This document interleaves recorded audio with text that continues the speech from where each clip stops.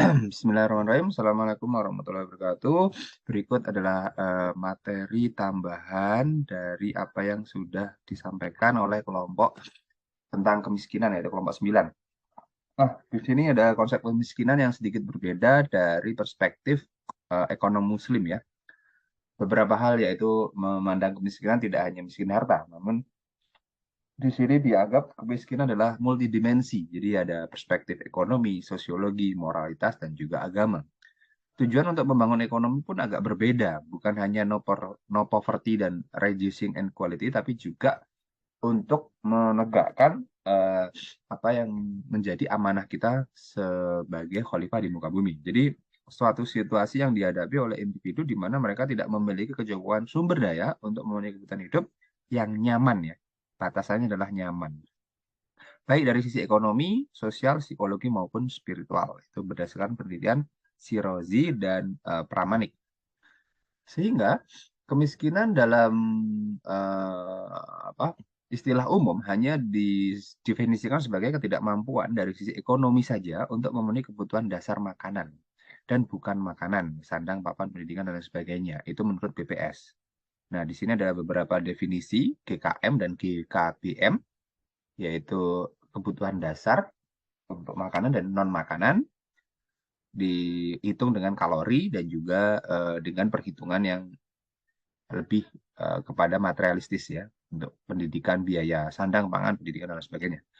Adapun kemiskinan absolut menurut Todaro dan Smith adalah monetary value, sedangkan relatif adalah between communities. Jadi ketika kita hidup di Jakarta, penghasilan kita di atas 2 juta, itu bisa dianggap miskin karena relatif. Tapi 2 juta di daerah-daerah atau di kabupaten desa itu bisa dianggap sebagai tidak miskin. Jadi ada dua kemiskinan ya, antara absolut dan relatif. Adapun dalam Islam, kemiskinan absolut itu juga memiliki definisi yang tidak tidak sama. Gitu. Oke. Nah, di antara penyebab kemiskinan setelah dianalisis itu ada 4.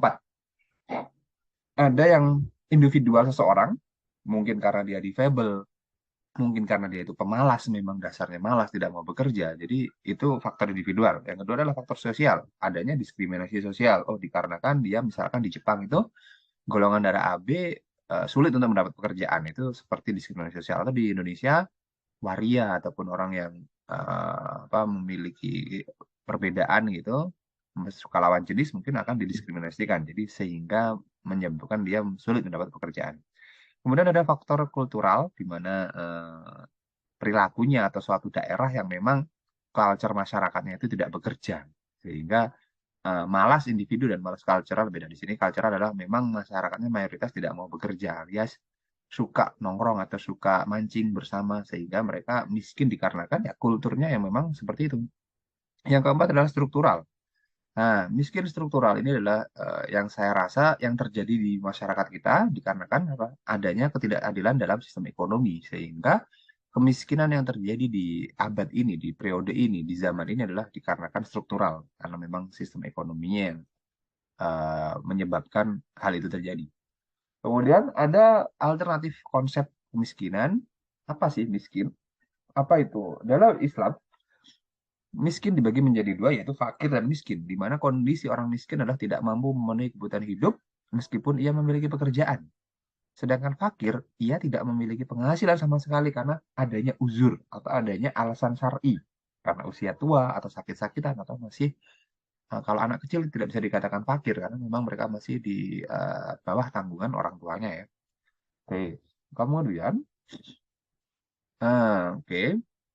Nah, dalam Islam sendiri, fakir miskin ini, fakir dan miskin dikategorikan di dalam asnaf zakat ya, adalah orang-orang golongan yang menerima harta zakat. Dan kedua golongan ini tidak dapat dilepaskan dari konsep pemenuhan kebutuhan minimal, yaitu material. Nah, di dalam material ini, Islam memiliki standar yang berbeda dengan BPS, dengan World Bank, dengan IMF. Menurut standar kemiskinannya, nanti kita coba akan lihat miskin material dan miskin spiritual. Nah, dalam konsep Islam, ada miskin material dan miskin spiritual. Apa itu? Oke, ini untuk melihat eh, konsep kemiskinan, itu ada 3 kebutuhan pokok yang harusnya dipenuhi kan. Gitu. Dalam miskin material, kebutuhan pokok itu mungkin hanya sebatas terpenuhi kebutuhan sandang pangan papan saja. Namun dalam miskin spiritual ada dua tambahan, yaitu dapat melaksanakan ibadah, mampu melaksanakannya, dan hilangnya rasa takut. Bahkan dalam melaksanakan ibadah pun, katakanlah rukun Islam, itu ada hal-hal yang membutuhkan material ya, di antaranya sholat. Itu pasti butuh pakaian sholat, tempat yang bersih, tempat yang nyaman. Ibadah haji apalagi, zakat apalagi, itu dua hal yang langsung berhubungan dengan material. Puasa pun juga sama. Untuk mendapatkan makan sahur, kemudian buka puasa, itu juga membutuhkan material. Dan yang satu lagi memang tidak langsung berhubungan, namun istilahnya apa ya, syahadat atau itu tidak membutuhkan spesifik, namun untuk melaksanakannya tetap dibutuhkan material meskipun itu sedikit. Hilangnya rasa takut adalah kolbun salim atau ketenangan jiwa. Nah, ada pun penyebab-penyebab kemiskinan diantaranya adalah sebagai berikut.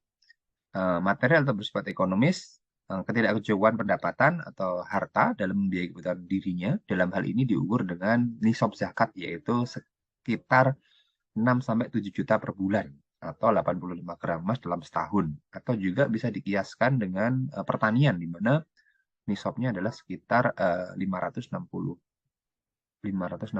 kalau tidak salah ya, nanti coba bisa dicek lagi kilo apa per panennya, atau di harta benda kan dirupiahkan sekitar 6 juta sampai 7 juta per bulan. Berarti kan sangat berbeda dengan BPS dan sangat berbeda dengan standar dunia yaitu World Bank. Adapun kemiskinan spiritual yang dimaksud adalah pemahaman atau pengetahuan agama yang kurang tepat. Kenapa adanya miskin spiritual? Karena memang makosid syariah itu ada 5, diantaranya adalah hifdzuddin. Ya, hifdzuddin. Maka hifdzuddin diperlukannya pengetahuan dasar agama. Kemudian yang kedua, sengaja tidak mau melaksanakan ajaran agama, malas beramal, atau juga pengaruh hawa nafsu, serakah dan pikiran terlalu berlebihan, atau adanya paham sekuler dan liberal yang sudah mendarah daging, dan itu penyebabnya. Dan ini ada apa namanya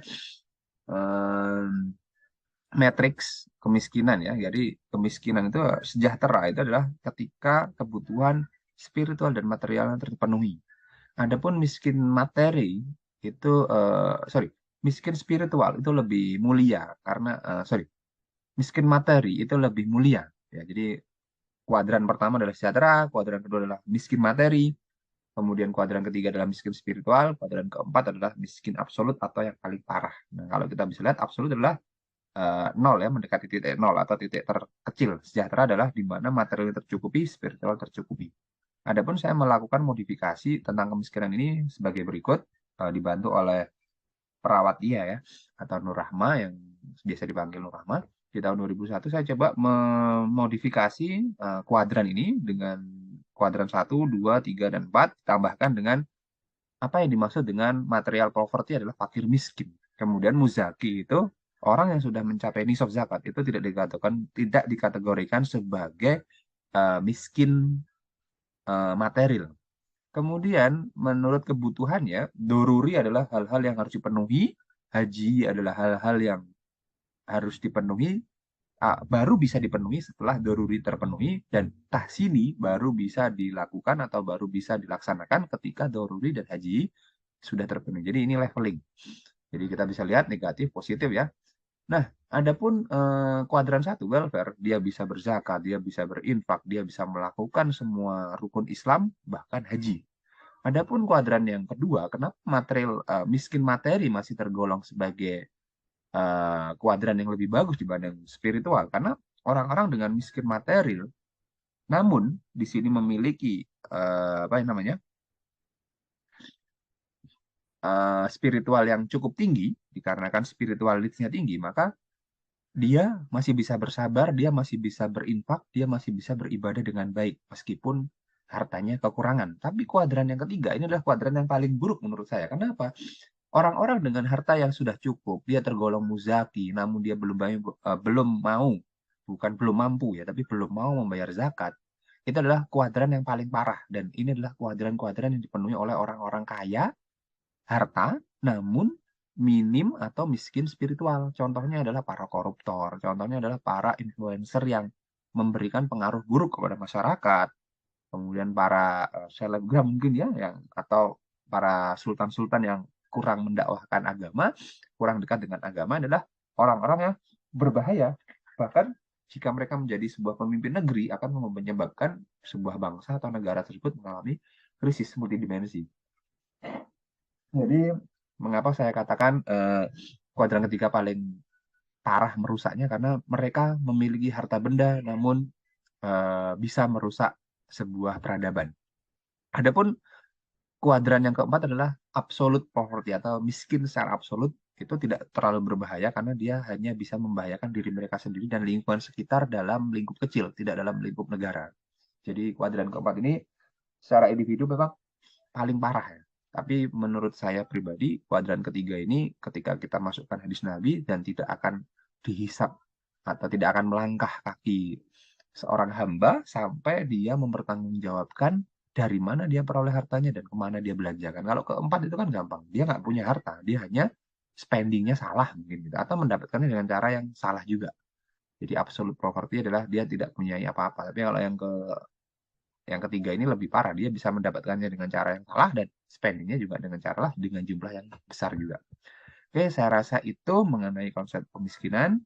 Untuk materi tambahannya, semoga tidak ada pertanyaan dan mohon maaf jika selama 1 semester mengajar terlewat untuk menyampaikan materi ini. Oke, terima kasih. Assalamualaikum warahmatullahi wabarakatuh.